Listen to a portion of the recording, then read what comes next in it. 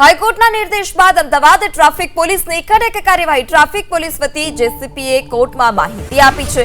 20 દિવસમાં wrong side driving 13,004 case, જ્યારે 20 દિવસમાં હેલ્મેટ વગરના 1,37,507 કેસ, તો 20 દિવસમાં ઓવર સ્પીડિંગના 5,518 કેસ, 20 દિવસમાં સીટ બેલ્ટ વગર ડ્રાઇવિંગના 4,747 કેસ, 20 દિવસમાં બાઇક પર 3 સવારીના 2,900 કેસ સામે આવ્યા છે।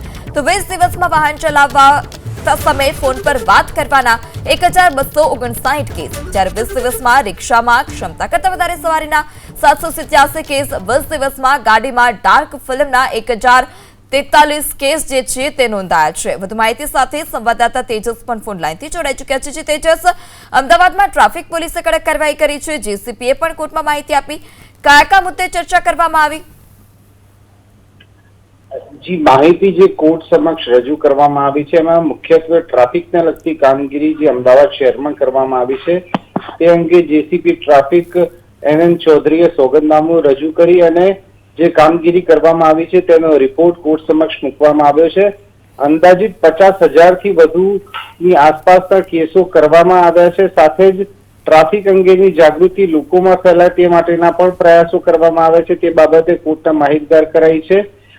ટેકનોલોજીના ઉપયોગથી લોકો સાથે ઘર્ષણ ન થાય અને સાથે જ ટ્રાફિકના નિયમોનું પાલન થાય તે બાબતની કામગીરી કરવા અંગેની પણ કોર્ટને જે પ્રમાણે ખાતરી અપાઈ હતી તે દિશામાં પણ કામગીરી થઈ રહી છે। આર્ટિફિશિયલ ઇન્ટેલિજન્સના ઉપયોગથી પણ જે ટ્રાફિક નિયમનની કામગીરી છે સાથે જ જે કેસ નોંધવાની કામગીરી છે તે પણ ચાલુ હોવાની કોર્ટને માહિતી અપાઈ છે।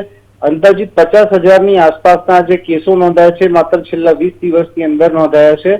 આ ઉપરાંત કોર્ટને એ પણ જાણકારી આપવામાં આવી છે કે આગામી સમયની અંદર લોકોને જાગૃતતા ફેલાવી અને ટ્રાફિકના નિયમોનું પાલન વધુ સારી રીતે કઈ રીતે કરાવી શકાય એ બાબતે પણ જે જનજાગૃતિ કાર્યક્રમો છે તે કરવામાં આવશે।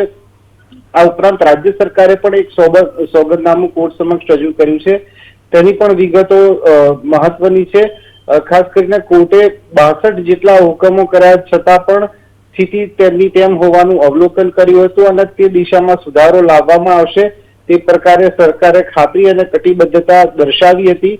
તે અંગેના આંકડા કોર્ટની અંદર રજૂ કરવામાં આવ્યા છે। 30મી માર્ચના રોજ સમગ્ર મામલે સુનાવણી હાથ ધરાનાર છે, ત્યારે આ સમયગાળાની વચ્ચે સરકાર શું કામગીરી કરે છે તે પણ એટલું જ મહત્વનું બની રહેશે। જી તેજસ, સમગ્ર માહિતી બદલ આભાર।